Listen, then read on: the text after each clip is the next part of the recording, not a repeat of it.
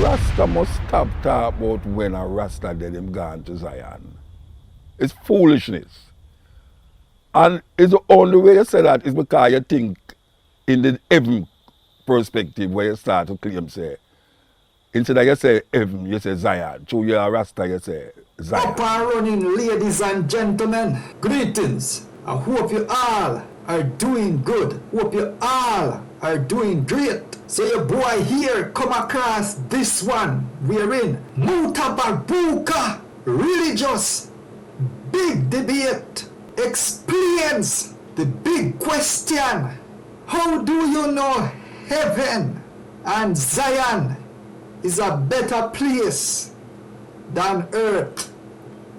Plus, guys, a wise word from a wise man. It is the journey and not the destination. So guys, this one is gonna be really a warm and interesting one.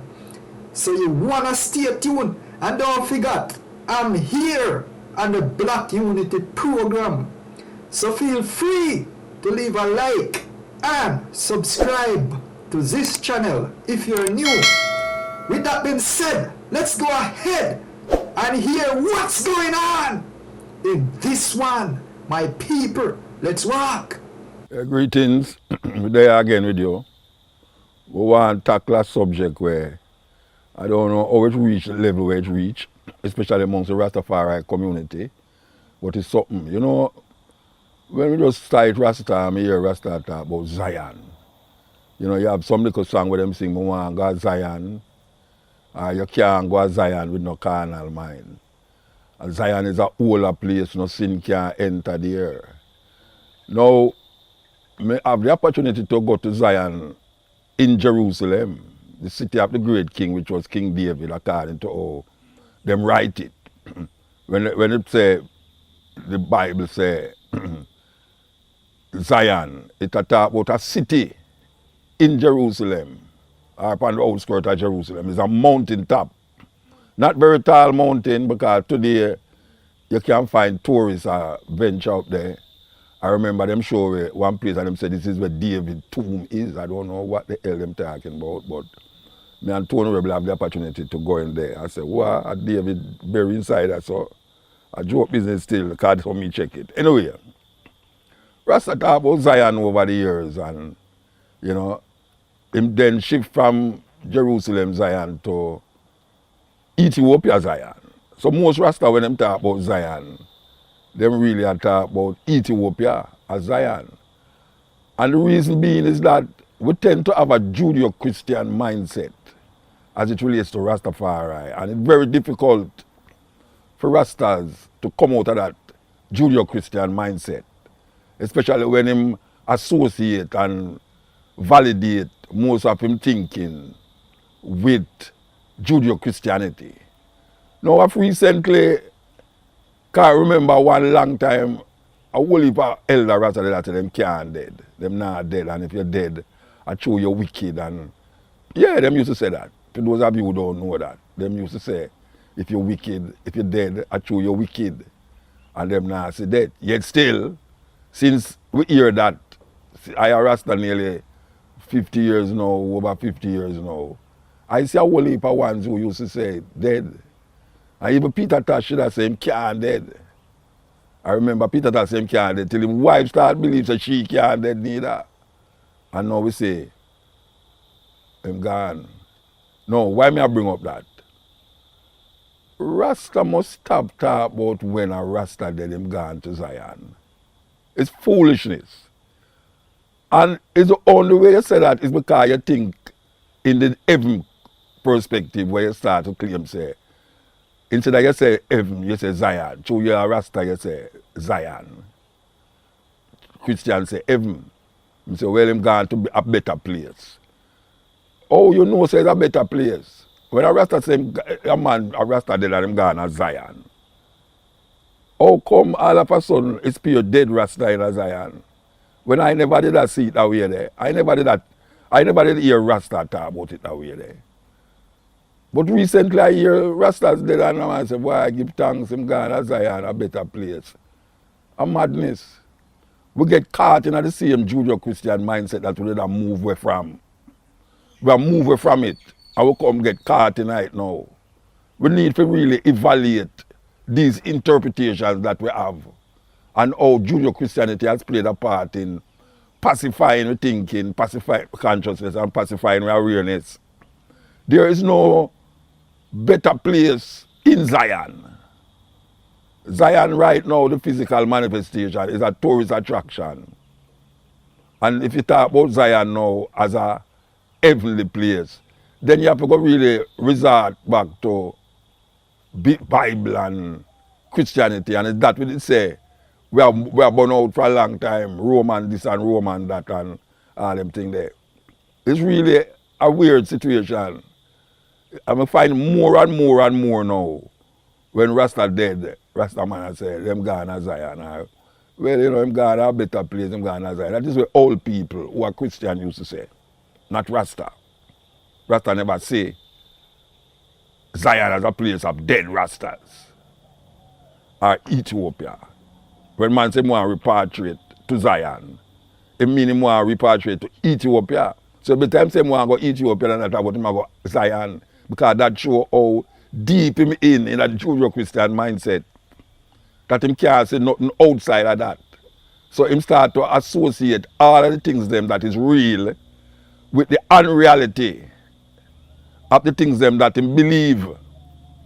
And it's really a belief system that caught a whole heap of Rasta over the years. Whole heap of belief system. You know, man say him can't dead, and as a matter of fact, him quote some things in the Bible. Quote some things in the Bible where I show you say, it's only the wicked dead, but I and I live forever. But when him say live forever, you know, him not talk about a spiritual awakening, a spiritual manifestation. Him talk about physical. Whole heap of Rasta believe that and still believe it. Still believe it. Say him can't dead. After him dead in the earth and see so much things are going around him.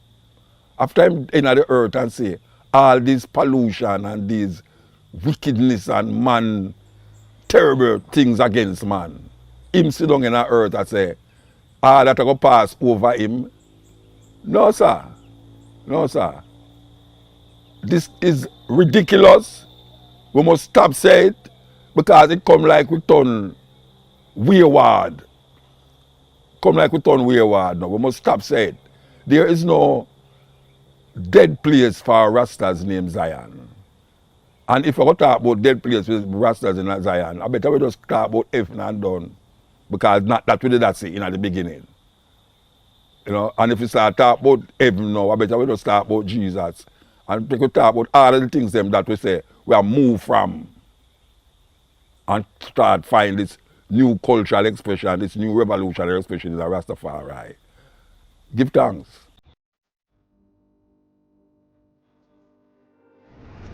It's frustrating. I'm trying to listen to God. I got my own flesh and my pulling me here, my own desires, my family, my friends, all these things is distracting me from the truth, and it's difficult to give in, especially when you're young, man. But if you can go through it, you'll come out like gold. If I can go through the fire. They don't want to go through the fire. They want the lotto and go to Jamaica and the Bahamas to do their own selfish thing. But he said, if you wait till I exalt you, I give you the desire of your heart. But it's difficult to wait because everybody in a hurry. Technology, it's fast, it's in a hurry. They're angry, they're frustrated, they got time, they're on the cell phone, they want to text message you, y'all in the same car, you gonna text message him, he right there. You know what I'm saying?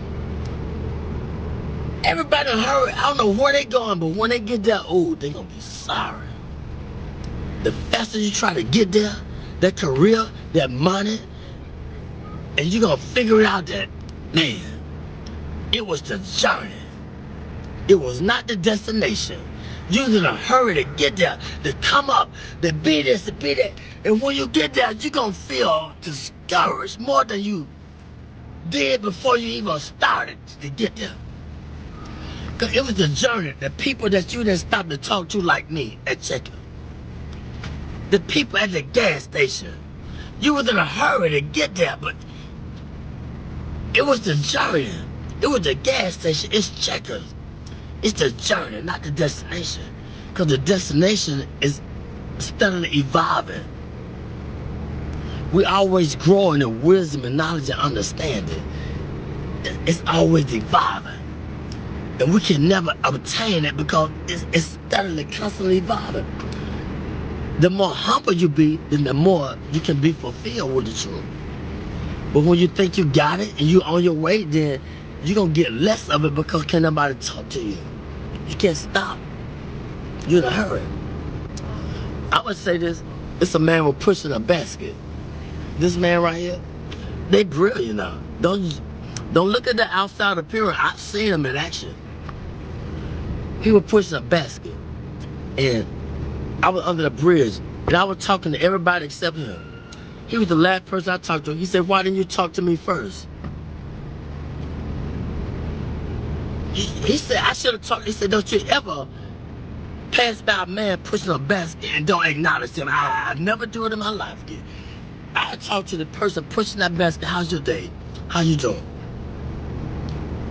I talk to the homeless people because they said, be careful how you entertain strangers. And most people that they came off the street and they got their career together, they won't even let you know that they've been through it. They try to act brand new. It's a testimony.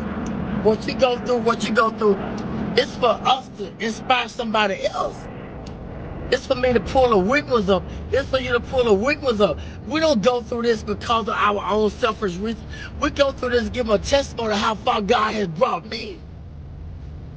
It was never about me. I thought about me. Why I'm going through this. He said, back up, man.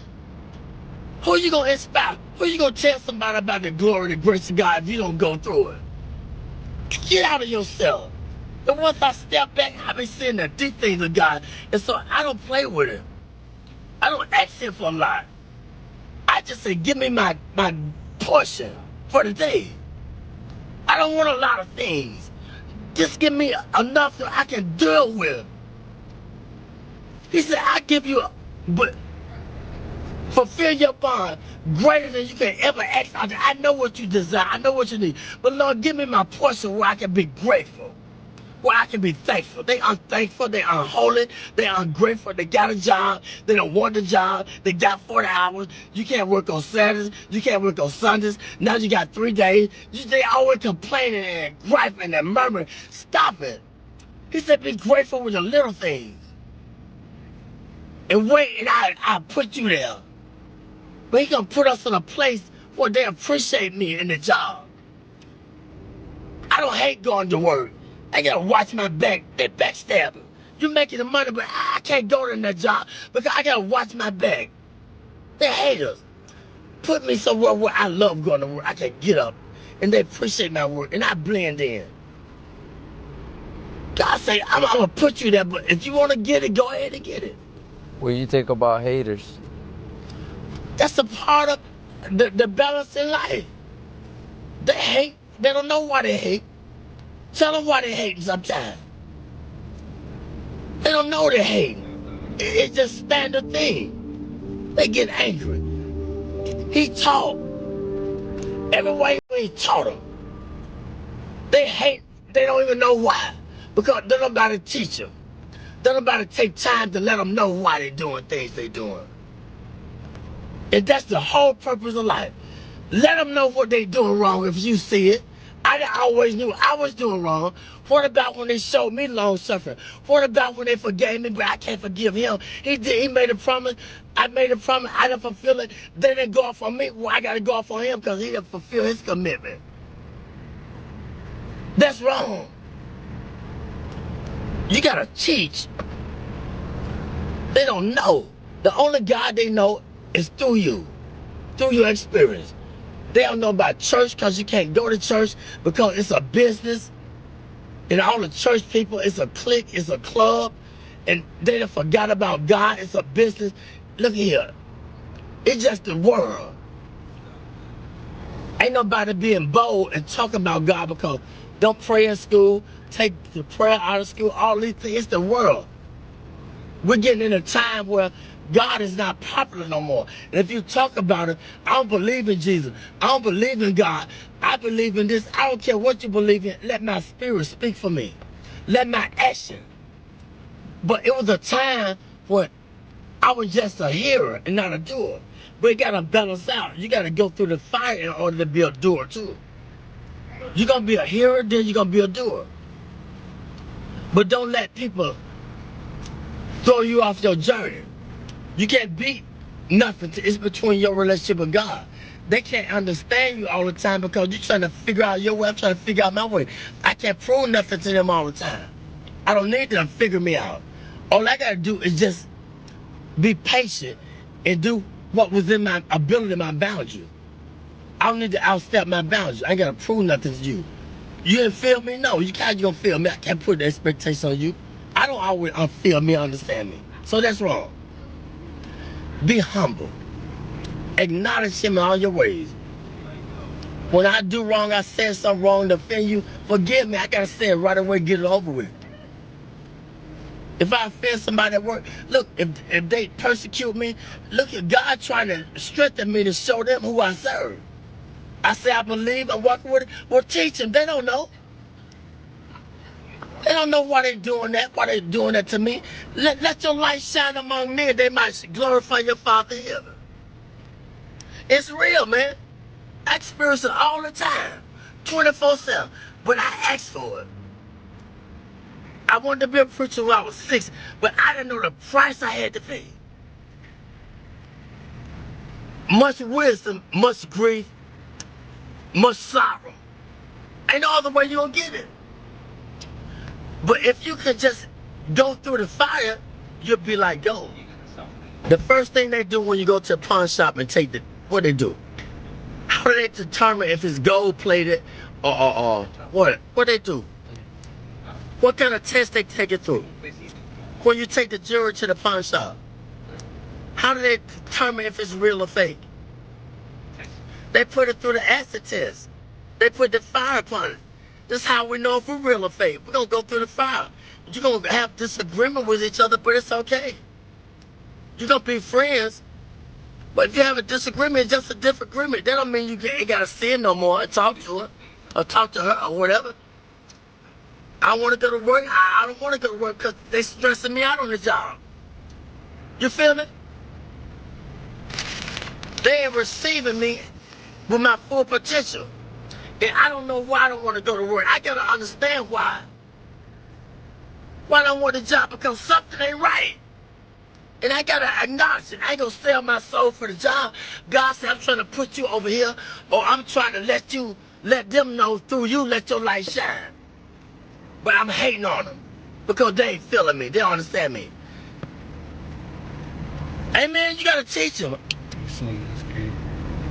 You see how they flee? Yeah. They want $1, want a quarter. He could have got everything that he needed if he just would have been patient, but it's okay. You recording this? Yeah. It's okay. I'm telling the truth. It's all right. I thank God for you. Y'all are blessing to me. A true blessing. I ain't got nothing to hide. My burdens are heavy, but when I'm weak, he's strong through me. He speaks through me. The weaker I get, the more frustrated I get with my life, and I did this, I did that, then the more he speaks through me, the more he takes control of me. That's just where he wants you at. Get frustrated. That's when he gonna speak through you. But he gotta get you in that point where ain't nowhere else to go but to him. He said, those that I love, I correct them. I chastise them. Solomon was the wisest man that lived. He had everything that man could desire. But one thing God said, leave the foreign women alone. But he couldn't understand why he had a desire for the foreign women. But see, the Lord knew that they were going to turn his heart against him. They were going to make him idol worship and build a God, but he didn't understand it. And I'm going to say this, the preacher, he searched the world out. He said, I want to know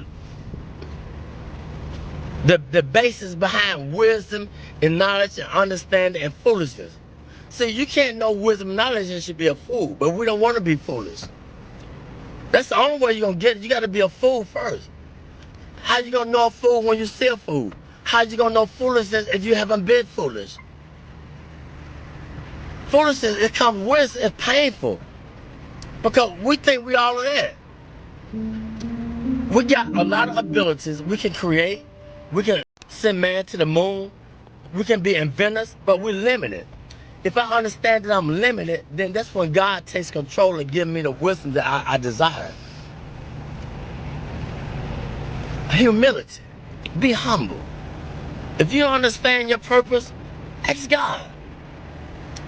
But ask him in sincerity. What's my purpose, God? Did you ever ask that question? What's my purpose? Why am I here? What am I meant to do? But sometimes he can't tell us all at once. It might be too much. But be sincere. So my people, this one was indeed an interesting one. So feel free to leave an honest comment down in the comment section, and also your own opinion. And you don't know say me dey upon the Black Unity program. So feel free to leave a like and subscribe to this channel. If you're new, bless up to each and every one. Up until then, peace out. Adieu.